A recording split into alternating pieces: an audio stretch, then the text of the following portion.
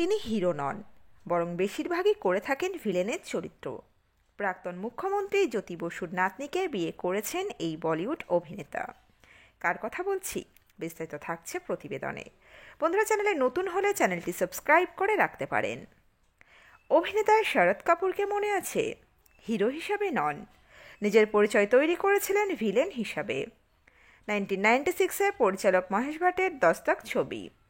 নায়িকা হিসেবে ছিলেন সুস্মিতা সেন। নায়কের ভূমিকায় অভিনয় করেছিলেন অভিনেতা শরৎ কাপুর।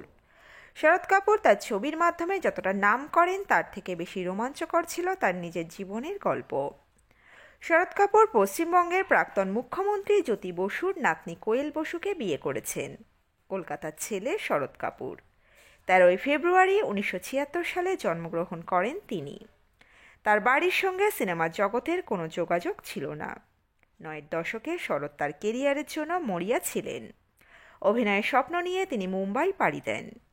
প্রথমে তিনি পরিবারের সকলের কাছে এই কথা জানান। তাদের সম্মতি নিয়েই তিনি কলকাতার বাইরে পা রাখেন স্বপ্নের পাখা মেলতে। শরৎ কাপুর তার সংগ্রাম শুরু করেন এবং প্রায় 6 মাস ধরে প্রতিদিন মুম্বাইয়ের রাস্তায় ঘুরে বেড়াতে থাকেন। প্রায় 6 মাস কাজ না পেয়ে তিনি ফের ফিরে আসার সিদ্ধান্ত নেন, কিন্তু এই সময়ে ঘোরে ভাগ্যের চাকা। স্বাভিমান ধারাবাহিকে ছোট্ট একটি চরিত্র পেয়েছিলেন শরৎ কাপুর। এরপর পরিচালক মহেশ ভাটের নজরে পড়েন তিনি। মহেশ ভাট তার ছবিতে শরৎ কাপুরকে প্রধান ভূমিকায় অভিনয়ের সুযোগ দেন। ছবির নাম ছিল দাস্তাক। শরৎ কাপুরের সঙ্গে নায়িকা হিসেবে ছিলেন সুস্মিতা সেন। এরপর 43 গুলি ছবিতে অভিনয় করার পরেও শরৎ কাপুর কোনো সাফল্য পাননি। হিরো থেকে ভিলেন হিসেবে কিছুটা কাজ এগিয়েছিল তার, কিন্তু সেভাবে ইন্ডাস্ট্রিতে নিজের জায়গা করতে পারেননি শরৎ। ফিল্মে সেভাবে কাজ এগোচ্ছে না দেখে তিনি রেস্তোরাঁর ব্যবসা শুরু করেন, যা থেকে ভালো আয় হয় তাঁর। এখন তিনি একজন সফল ব্যবসায়ী। মুম্বাইয়ের পাশাপাশি বেঙ্গালুরুতে রয়েছে তার রেস্তোরাঁ। ব্যক্তিগত জীবনে শরতের প্রেমের গল্প ছিল খবরের শিরোনামে। 2008 সালে প্রাক্তন মুখ্যমন্ত্রী জ্যোতি বসুর নাতনি কোয়েল বসুকে বিয়ে করেন শরৎ।